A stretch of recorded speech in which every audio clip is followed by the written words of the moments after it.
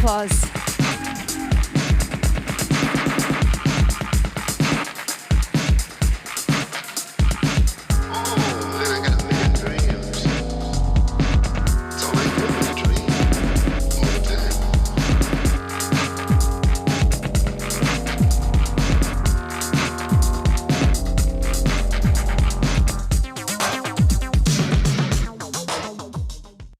Thank you. So we're here at Forward Festival, right?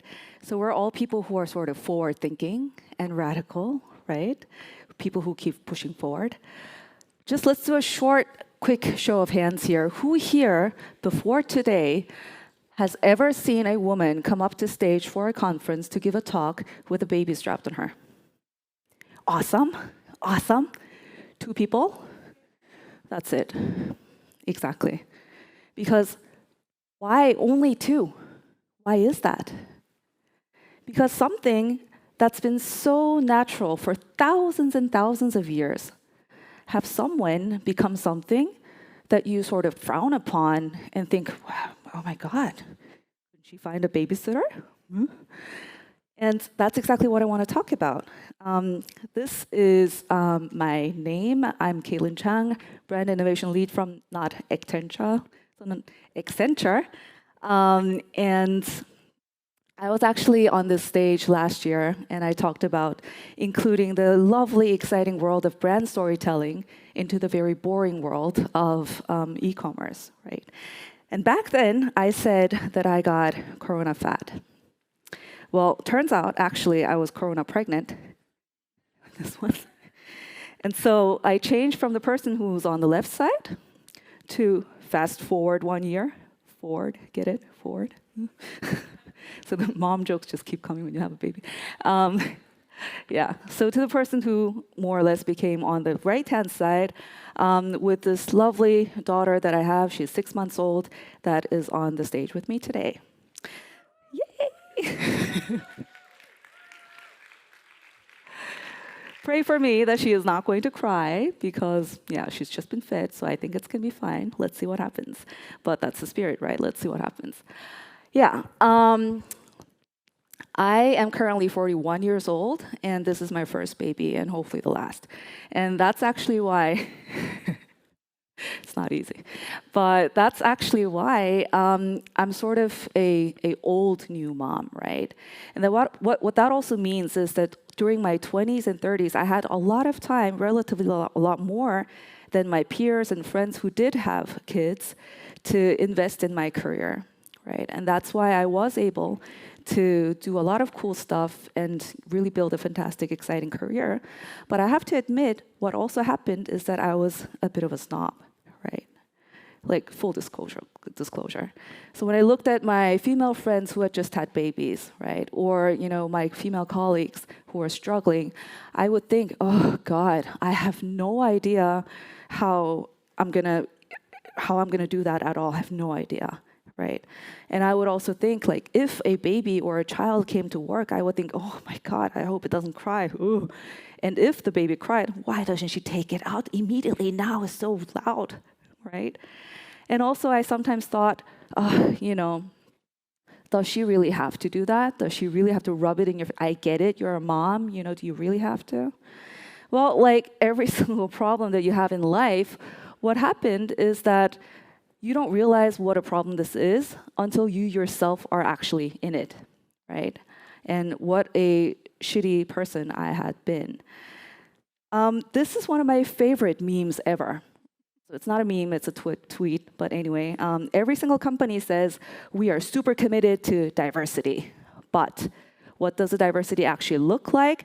It looks pretty diverse on the entry levels when you start, but then more and more you go up, you start losing the diversity. You start having more and more men, right? Who tend to be old and who also tend to be white, right? And this is not an exception in the creative industry either. So 53% of all graphic designers are women. As we have seen here today, the people who are interested in creative things, a lot are women. But then what happens at the top? Creative directors, only 11% worldwide are women. What is happening? The higher you go up the ladder, the older you become, women disappear, right? Where are they all going? Oh my God, it's like a horror film. Shit. Well, when you look at all these revered and respected names of the best creative agencies in the world, it's also very evident, right? The David Ogilvy's, the Leo Burnett, J. Walter Thompson, or the most recent or more recent Wieden and Kennedy, Dan Wieden. All of these are super respected names in the advertising industry. However, they're all names of men who are either old white men or dead white men. So, and then you have to start asking yourself, why is that? Is that because maybe do women get somehow less creative, when they become older and when they have babies, when men don't? Or do moms somehow become automatically uncool? The moment they have a baby, the whole coolness sort of disappears. Is that the thing? So weird, right? Like this Forbes article, as if a woman's brain or ability just stop existing the moment she gives birth. Although mothers are not devoid of ambition or lose the desire to create and serve just because they had children. All of this actually depends and is actually because of the way that we define professionalism. And we think how being professional looks like and should act like, right? Because when we imagine professional women, we think of people like this, right? Automatically in the back of our minds. This is a stock photo. You can find thousands like this on stock sites. And I was shocked to find this on Urban Dictionary. Definition of professional woman, quite simply, it means bitch. Professional women generally have thinly disguised contempt for males and are likely to remain single and childless well into their 30s, since they are about as nurturing as an electric chair. Jesus Christ, right? I cannot believe that this has never gotten taken down. It's still up there. But maybe that also means that maybe in the back of our minds, we all sort of have a little bit of that, right? We all sort of still think that that is what a professional woman sort of is. Or take this article from 2 years ago, not 20. Spruce up tips for corporate girls for that professional look, right? Dress sensibly, wear makeup, but not too much. Don't wear bold colors. Also, never wear sneakers, God forbid. I'm doomed, right? And I think 95% or 99 in this room are also doomed when we listen to this article. But does that mean that we're not professional? Does that mean that I'm not professional? Does that mean that we are not creative? Does that mean that we can't do what we can do well? Probably not.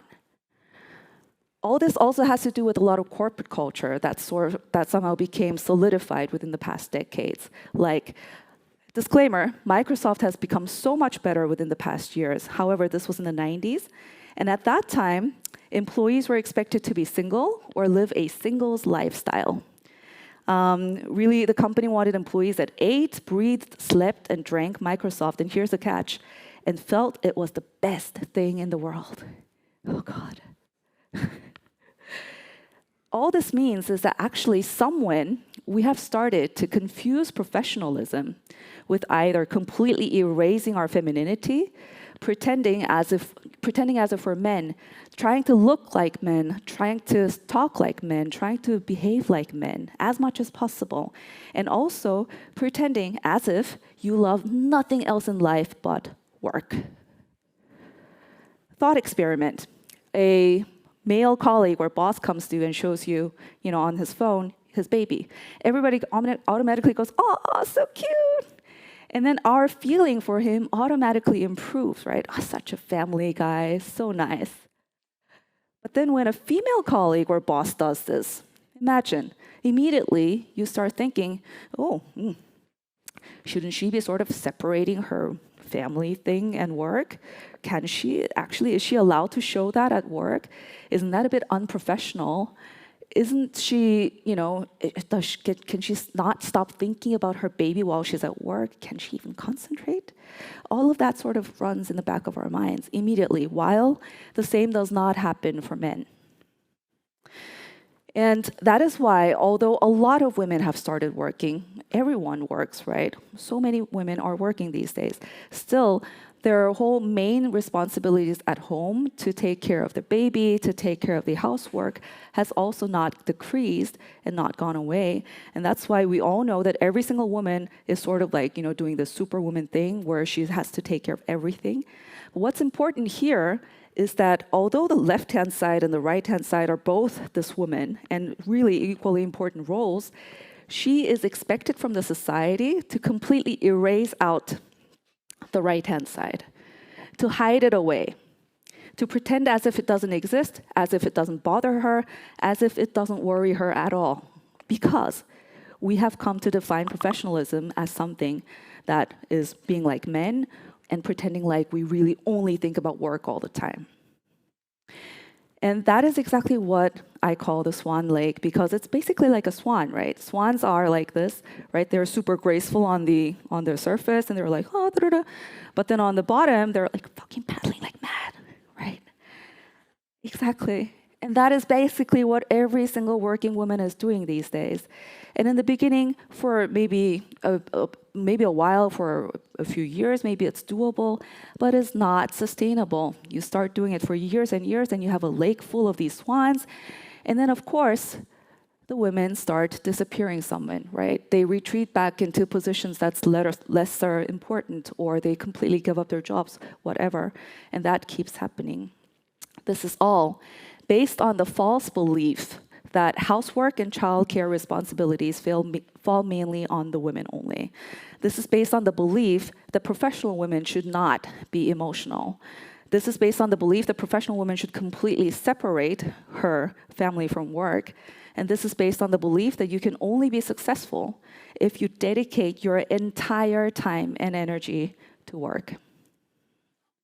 Well, guess what? Newsflash. Thanks to or brought to you by COVID, this new thing called hybrid work is now the new norm, right? This guy, Robert Kelly, he was, by the way, in Korea when this happened, and his daughter sort of strutted into his call with CNN.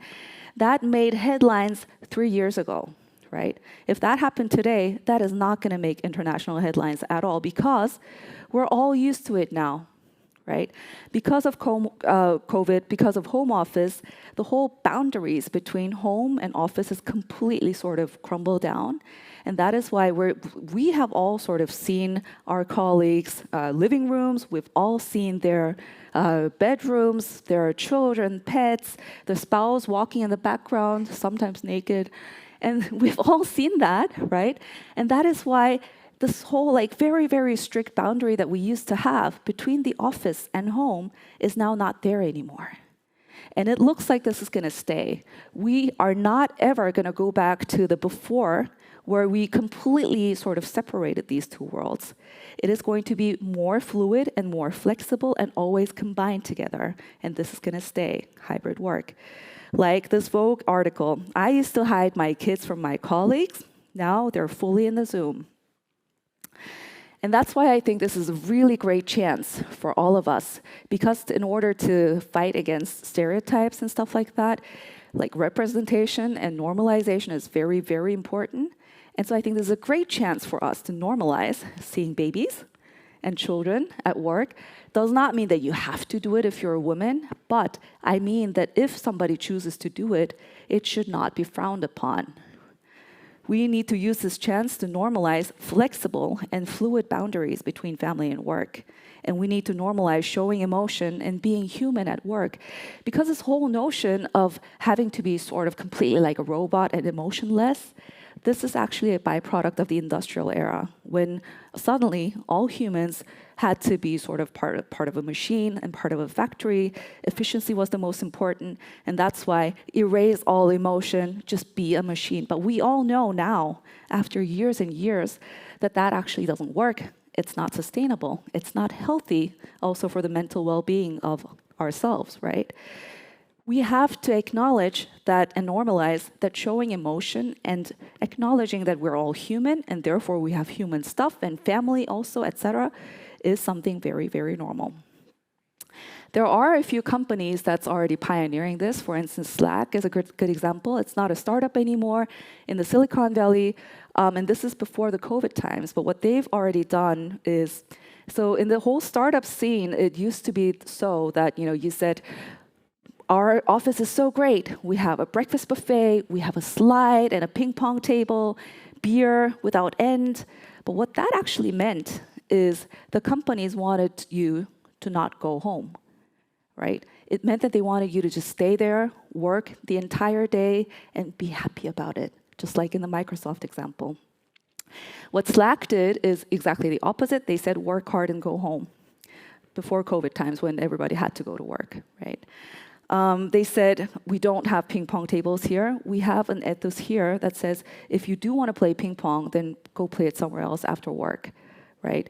Because this is a place for grown-ups, and many grown-ups have families, and that should be acknowledged. A few years ago, when I was researching for my MBA thesis on gender equality in tech startups, I had the honor to interview this amazing woman called Tina Deutsch. She was at that time the co-founder of startup Clayton. And what she said is that 2/3 of her employees are female, and that's probably because 90% of her employees are currently on some sort of a part-time contract. And usually that part-time contract, she said, was 30 to 35 hours. And in reality, that is not so much different from a 40-hour work week. But she said, the possibility itself that flexible work is there, right? Knowing that that possibility is there, and knowing that the company completely acknowledges that that part of life is also there, and therefore, hello, works, yeah, and therefore that could influence how you sort of condition your work or change your work contract, etc. Right? And that knowledge alone helps females completely. And I really like this where she says, I strongly believe that productivity and output have nothing to do with hourly input. Also, this this is the CEO of GM, General Motors, Mary Barra, and she just was elected as the chairwoman of the Business Roundtable last week.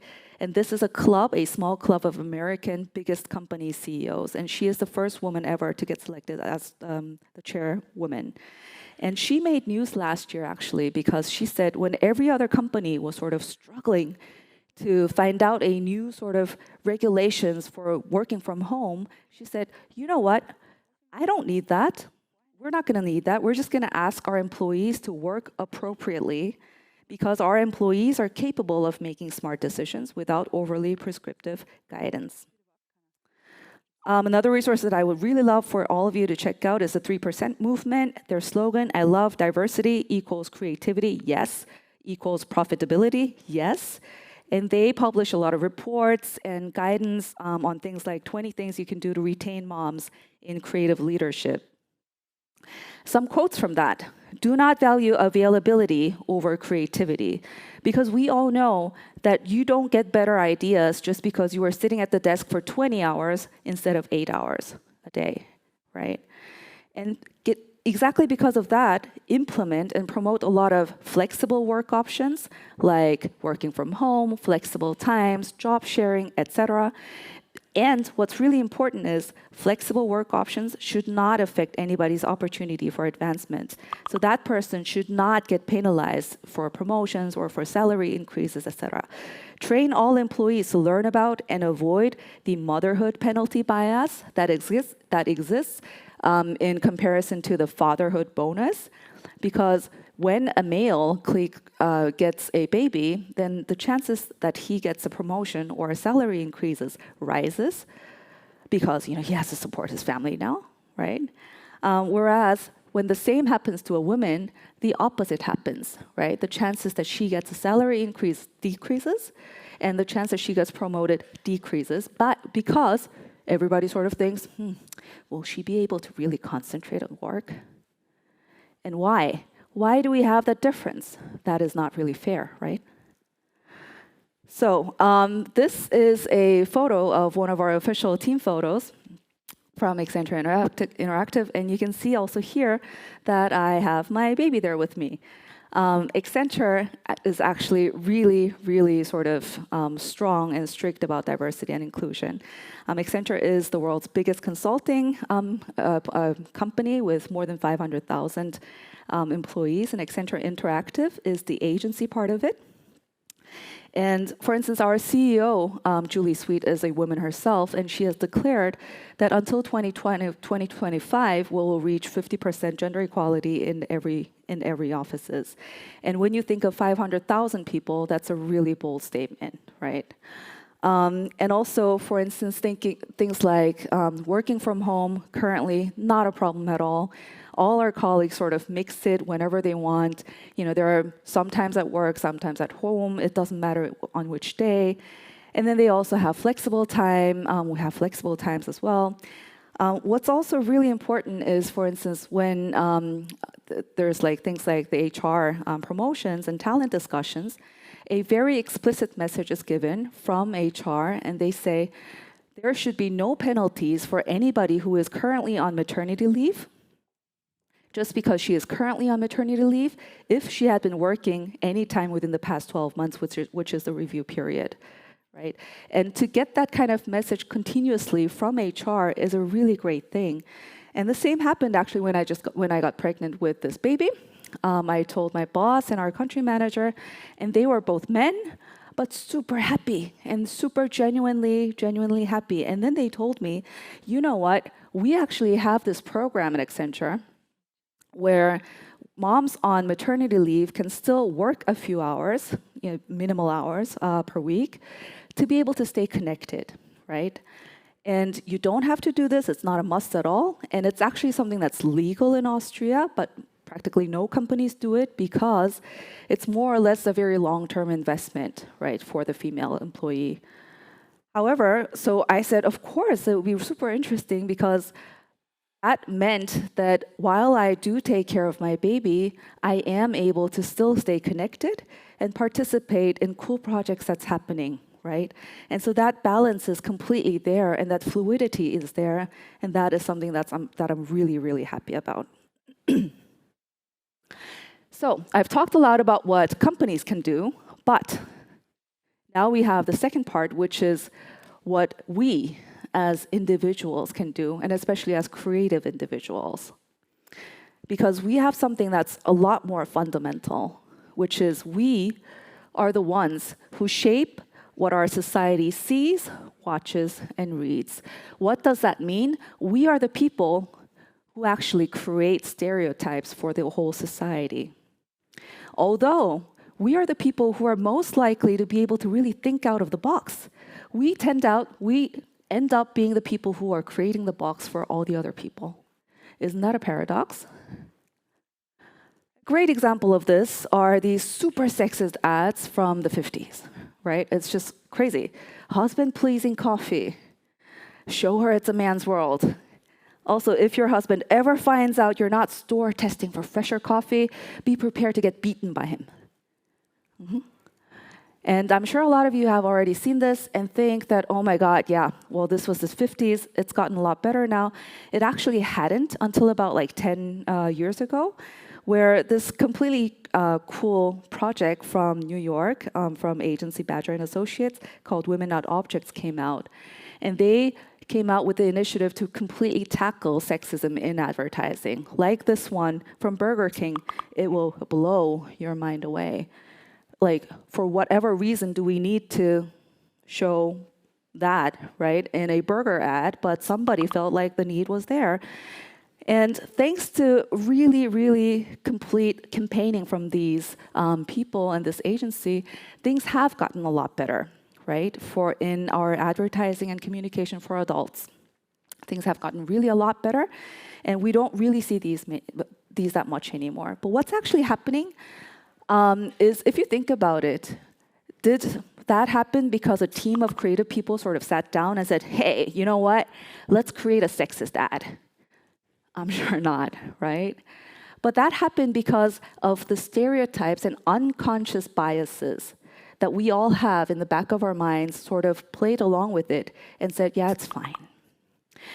That's why we need to think about who is then creating these unconscious biases, and especially when is it created, because biases are shaped from a very, very early stage in life when they're babies and small children. And what's scary is they remain in the unconscious for your entire life, and it's very, very hard to change. And that's why we need to look at how we are shaping our children's unconscious bias with stereotypes. I had the honor and opportunity to work together with Cannes Lions in the beginning of this year in a roundtable with the Fawcett Society from the UK. They do a lot of really cool stuff, and it was a project called Smash Stereotypes. The new report is coming out soon. But this has exactly to do with that topic.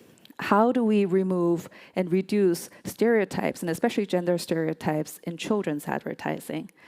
And when you take a look at it, really, the reality is almost ridiculous, right? Because we think in our adult world it's gotten a lot better and we have made so much improvement.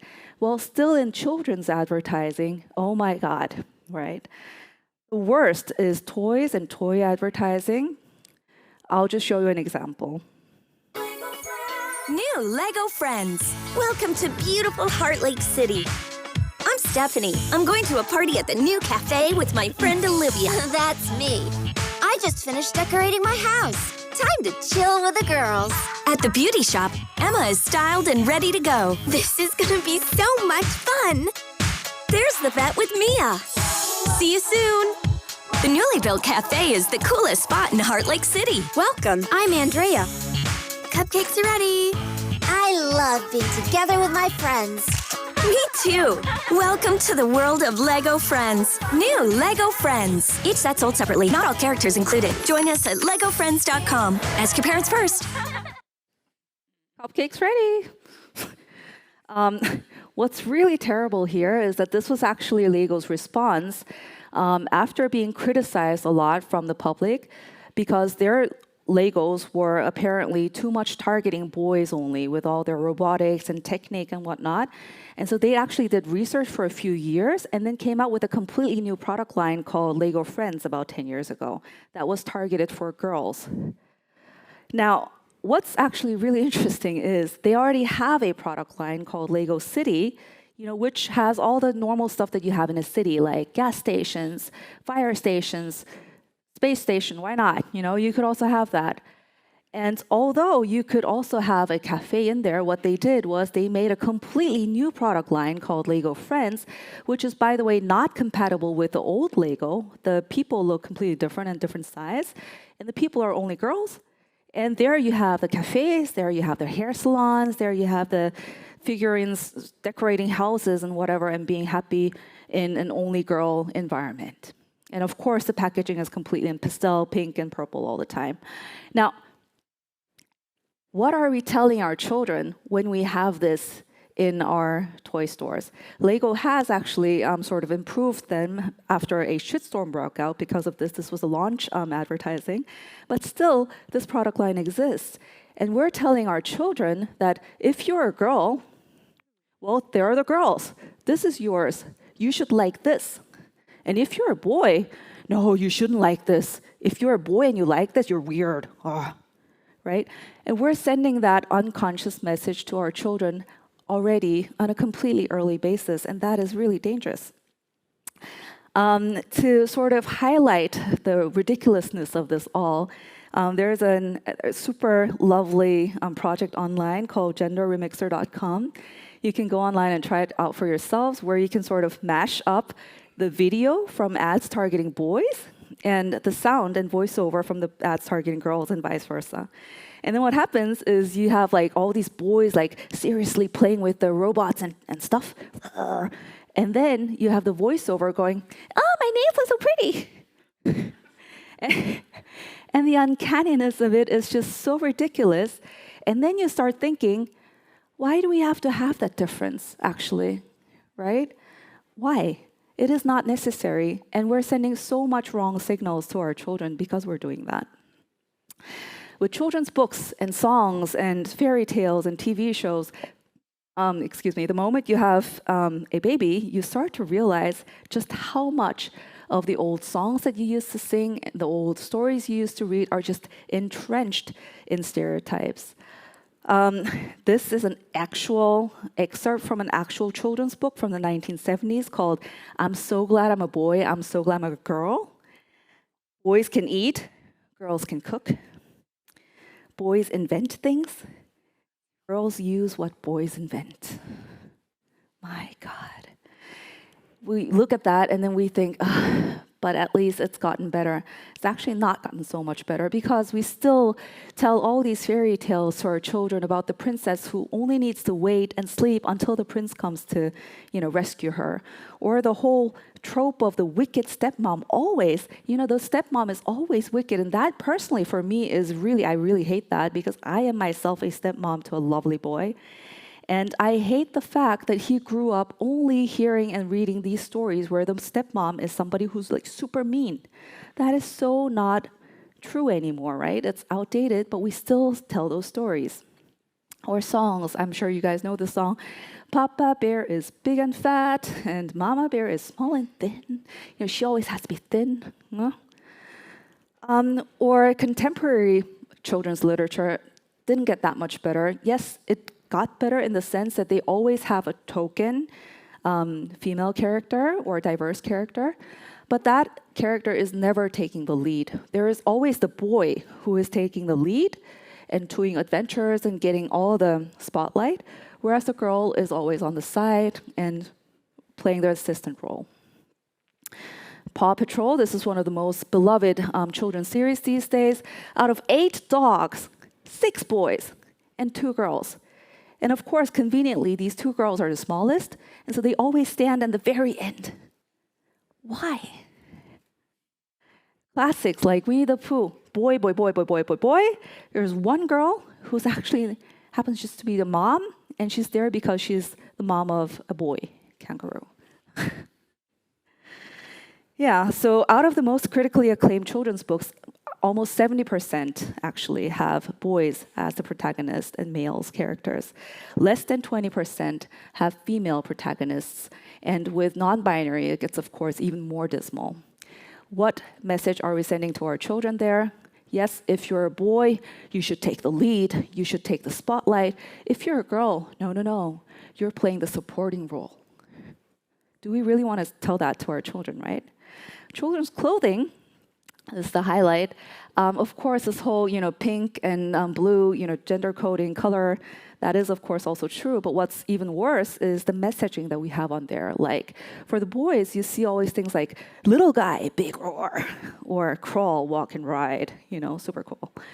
And then for the girls, you have things like Prinzessin in Ausbildung, princess in training, or every day is magical with mommy, da-la-la. This is a very popular baby onesie on Amazon.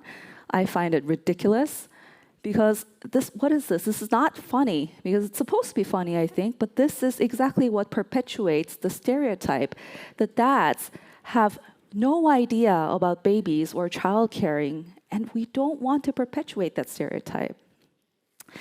Games, super sexist graphics and sexist role play, YouTube, Amazon algorithms that suggest, the next stereotypical stuff, social media targeting, the list goes on and on. This is an excerpt from the old Fawcett Society report. What we're basically saying to girls is that they can glitter on, they're born to sparkle, and they should be happy and dream, shine, and smile all the time, while boys, they're unstoppable and, hear me roar, and then little monster. Trust me, you never, ever see little monster written in pink for a girl's clothing. Never. But why not? Because this one can also be a monster sometimes. And it's completely fine. But we are telling our girls, no, that's not for you. You should be happy and frivolous. And the boys, you can be courageous and you can be the monster. I love this quote. Stop the princessification of girls and the toxification of boys, because it goes both ways, right? There's nothing wrong with people or children wanting to be princesses. There's nothing wrong. What is wrong is when we tell children that you can only do that, or it's fine to do that only when you're a girl, Or when you don't do that as a girl, you're strange. Right? We don't want to say this. And also, toxification of voice, because we keep telling them, hear me roar, I'm a little monster, and all of this, it becomes more and more difficult for boys to sort of be vulnerable and be able to really admit their emotions and stuff. They're told over and over again that they should be strong. And that leads to a lot of problems. So already from the age of 6, for instance, girls tend to avoid subjects that they think are boy subjects like math and science. And by the age of 7 to 10, they already think that looking good is the most important thing that they have. And that, of course, leads to a lot of problems. For boys, reading skills goes down, and then also they have a lot of problems with not being able to express their emotions because they keep being told that they should not do that. And that is why so many parents do think that this is not good, right? We should change this. Almost 70% of parents want to see companies actually voluntarily advertise toys for both boys and girls in the same way. And because all of this has to do with unconscious bias, the only way that we can change this is actually when we, all of us in this room, start to consciously tackle that, right? First step is consciously removing bias from every step of the work that we do, from the briefing to the storyboarding to the casting, production, editing, media placement, everywhere. At every step, we should stop and say, wait a minute, doesn't that have some sort of a stereotypical bias in there? Couldn't we flip that? Couldn't we change that? A really great example is IKEA. They have this product line of role-play toy furniture. And what they do really well is they always consciously sort of flip around the old gender stereotypes. And that's why it's always the boys playing with the kitchen and the dollhouse, and it's always the girls who's playing with the train set. And you also see a very healthy representation of ethnic backgrounds. That is called consciously blending existing stereotypes. I know that for some of us, it feels sort of forced. It feels tacky when you see things like this. However, research shows that this is called counter-stereotyping. And this really explicitly reversing stereotypes is a powerful way to disrupt gender stereotypes in play for children. Also, another case that I want to highlight is from a publishing house called Zuckersüß Verlag. It's a small publishing house in Germany that focuses on children's books on diversity and inclusion. And I actually bought this book because this was the one book that I could find out of thousands that actually had an Asian-looking girl and an Asian-looking mom on the front cover as the main character. What's really interesting here to note, however, is the book is called Liebe, and it has nothing to do with race. It's just about a story of a girl who's scared to go to school for the first time. But still, there is this Asian-looking character, and then I love this page over here. This is just a scene where the kids are having lunch at school. Nothing to do with race or Asia whatsoever. Still, what are they eating? They're eating dim sum. They're eating ramen with chopsticks. I love it. I almost cried when I saw that. And that's what's called really consciously increasing diverse representation, regardless of the story, right? Even though it has no explicit relation with the main storyline, diversity should always be at the background, always be the reality that we do everything based on, not just having one token Black person, not just having one token girl. It should be actually a lot more diverse because that is the reality as well. In Vienna, did you guys know that 35% of the whole population has a migration background? Yeah, so it's a very, very diverse world that we're living in right now. That's the reality. But in our communication, we're always doing everybody white and everybody boys, one girl, one Black person. Done. No, we're not done. And that is not what the society looks like. That's why when we have that always at the background, then we also communicate to the children that that is a normal background, even if we don't say diversity should be a forced concept that we always have to talk about. The last project that I really want to highlight is something called SBSK. This is called Special Books by Special Kids from an American guy called Chris Ulmer in the States. And what he does is basically, he says, normalizing the diversity of the human condition. So he goes and interviews children with rare genetic disorders or disabilities. But what he does really well is he actually goes and talks to them, right? He doesn't highlight the condition or the disability at all. He just really talks to them, so the children really tell them, yeah, I like this and I hate this, and yeah, my favorite hobby is this, blah, blah, blah. The personality of that child comes completely out, right? Which normally doesn't happen for these children because everybody is looking at the condition. Oh my God, why does that kid look like that? End of the story.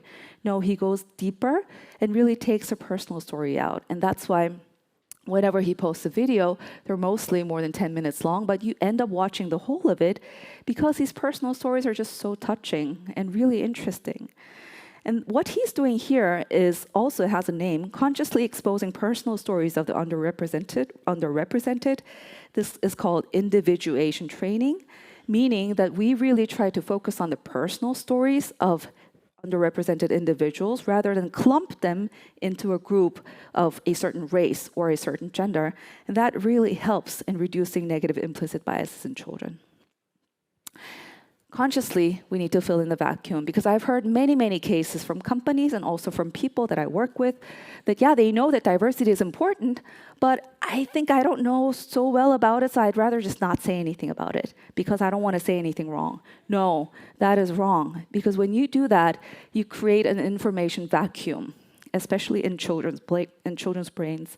And when that vacuum is there, what happens is children are absorbing so many things so fast to be able to understand the world faster. And that is when these stereotypes and biases come in to help that. And that's why we need to really consciously sort of counteract that, right?